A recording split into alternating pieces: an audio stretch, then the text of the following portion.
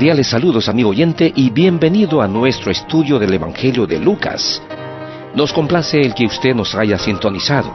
En nuestro programa anterior aprendimos que el Evangelio de Lucas fue escrito por un autor gentil que enfatizó la humanidad del Señor Jesús.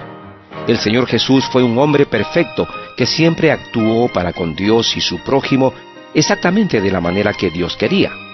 La lección de hoy comienza con un breve bosquejo de todo el Evangelio, seguido por un estudio de la primera parte de Lucas hasta el capítulo 9, versículo 50. Demos paso entonces al reverendo Samuel Montoya para que nos explique en detalle el estudio de este día.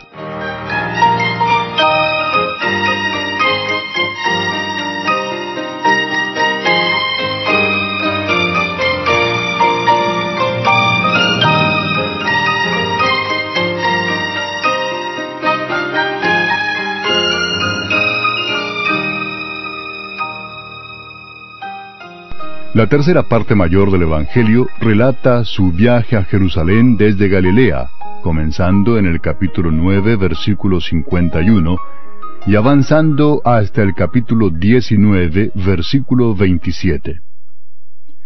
El resto de la acción es en Jerusalén. La cuarta parte mayor, desde el capítulo 19, versículo 28, hasta el final del capítulo 23, describe el rechazo de Jesús por los dirigentes religiosos allí y, bajo la dirección de ellos, su rechazo por parte del pueblo. Su rechazo concluye con la crucifixión y sepultura de Jesús, comenzando en el capítulo 23, versículo 26, hasta el final del capítulo. La conclusión del Evangelio de Lucas, en el capítulo 24, muestra el poder y el triunfo de Dios en Jesús por medio de su resurrección, su comisión a los discípulos de predicar el Evangelio y su ascensión a la diestra del Padre. Ahora que tenemos una vista panorámica de Lucas, observemos de una manera más detenida la primera parte mayor del Evangelio, que tiene que ver con la preparación para y de Jesús como el Mesías. Los primeros 4 versículos del capítulo 1 contienen la introducción. El resto de los primeros 2 capítulos del Evangelio de Lucas registran el nacimiento de Juan el Bautista y de Jesucristo. Cada uno de estos nacimientos fue predicho por el ángel Gabriel, y cada uno fue milagroso en naturaleza. El nacimiento de Juan fue un milagro porque sus padres habían pasado ya la edad de tener hijos. Y el nacimiento de Cristo fue absolutamente único porque Él fue concebido por el Espíritu Santo sin la intervención de un padre humano. Por esta razón, Jesús fue el Hijo de Dios. Ahora, cada año al crecer Jesús, sus padres iban a Jerusalén a celebrar la fiesta religiosa judía de la Pascua. El año en que Jesús cumplió los 12 años de edad, Él fue con ellos. Después de la fiesta, sus padres iniciaron su viaje de regreso a casa. Durante el primer día de viaje, ellos dieron por sentado que Jesús viajaba con sus familiares y amigos. Pero Jesús se había quedado en Jerusalén solo. Al final del día, sus padres descubrieron que Jesús no estaba en la caravana, y regresaron entonces a Jerusalén buscándole. 3 días después, le encontraron discutiendo acerca de Dios con los maestros religiosos en el templo. Así es que, desde una temprana edad, amigo oyente, usted puede ver que se hizo evidente que Jesús estaba ocupado con los asuntos de su Padre Celestial. Ahora, siendo que no hay nada escrito en la Biblia en cuanto a la vida de Cristo entre las edades de los 12 a los 30 años, bien podemos suponer que Él se quedó en Nazaret durante todo ese tiempo, creciendo en sabiduría y en estatura y en gracia para con Dios y los hombres. A partir del capítulo 3, versículo 1, hasta el capítulo 4, versículo 13, vemos cómo Jesús comienza el ministerio al cual Dios le llamó. Al comienzo, Juan el Bautista prepara al pueblo en los distritos alrededor del río Jordán para el ministerio público de Jesús. Juan le pide a la gente que se arrepienta, es decir, que cambie su manera de pensar en cuanto a Dios y al pecado en sus vidas. La mayoría de ellos, así como la gente de hoy en día, vivían vidas egoístas e independientes de Dios. Y ahora Juan les hace un llamado para que se aparten de su pecado y vivan dependiendo de Dios. Él bautizó a aquellos que querían seguir a Dios para demostrar públicamente su arrepentimiento hacia Dios. La gente se bautizaba para identificarse públicamente con aquellos que habían decidido honrar a Dios apartándose del pecado. En este tiempo, Jesús insistió que Juan le bautizara, pero por una razón diferente. Mientras que otros se apartaban de sus pecados, Jesús fue bautizado para cumplir toda justicia. Por medio de su bautismo, Él se identificó con aquellos que desean ser obedientes y depender de Dios. Después de esto, Lucas da una lista de los antepasados de Jesús en el capítulo 3, versículos 23 al 28. Una comparación de esta genealogía con la que aparece en el Evangelio de Mateo, capítulo 1, versículos 1 al 16, mostrará que son diferentes. Algunos eruditos creen que la diferencia estriba en que Mateo sigue el linaje de José, mientras que Lucas sigue el linaje de María. Es interesante que Lucas llega hasta Adán, indicando así que Adán realmente existió. Después de que Jesús fue bautizado, el Espíritu Santo le guió al desierto para ser tentado por Satanás.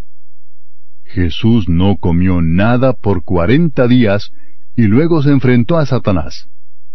Satanás procuró hacerle actuar independientemente de Dios.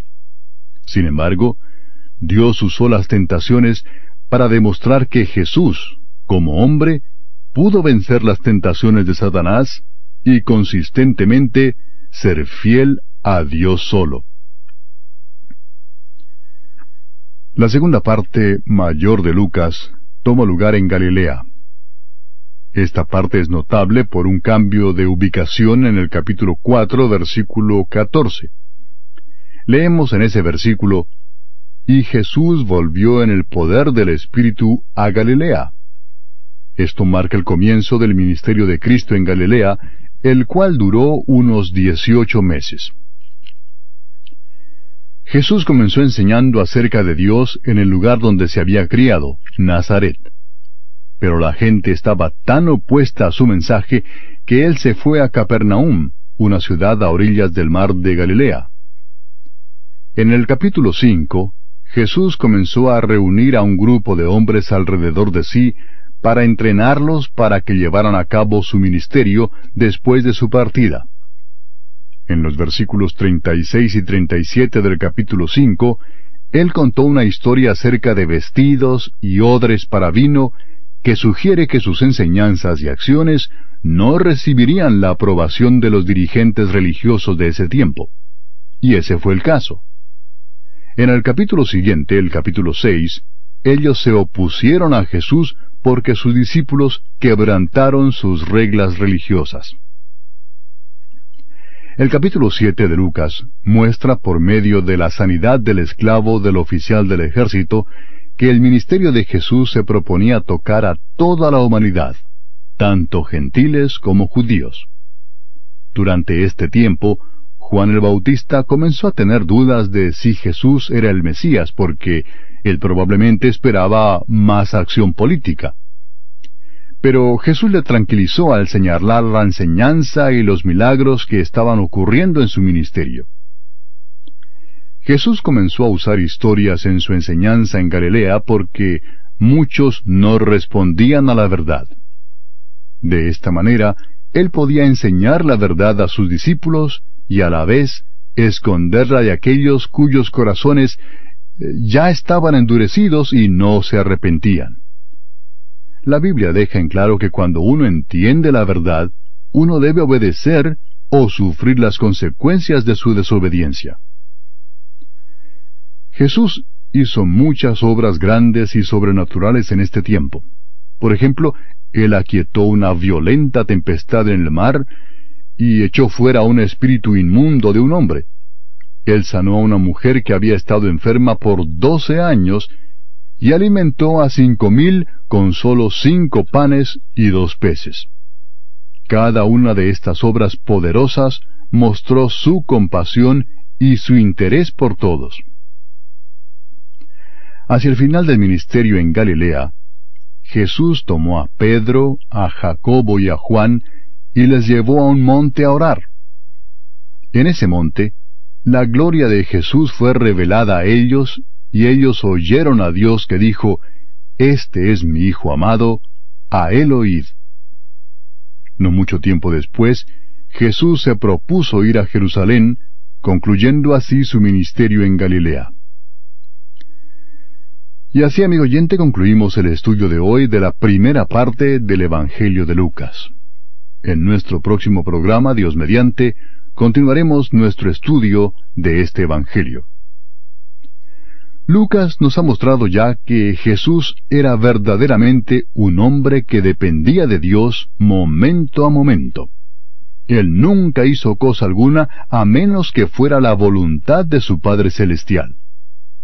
Así es como Dios nos diseñó para vivir, dependiendo obedientemente de Él. Los resultados de tal vida se muestran por el intenso interés de Jesús en ayudar a su prójimo. Y los milagros fueron hechos para ayudar a otros a vivir sus vidas de una manera mejor. Si somos obedientes a la palabra de Dios, también nosotros seremos usados por Dios para ayudar a otros a vivir para Él.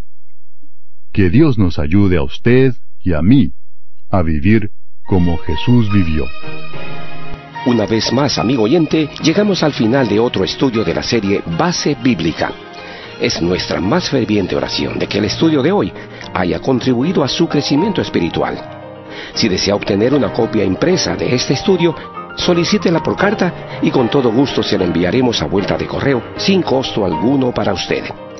Simplemente diríjase a Base Bíblica, apartado 726, Odessa, Florida 33556-0726, Estados Unidos. Al escribir, recuerde anotar con toda claridad su nombre y dirección completos para evitar extravíos en el correo.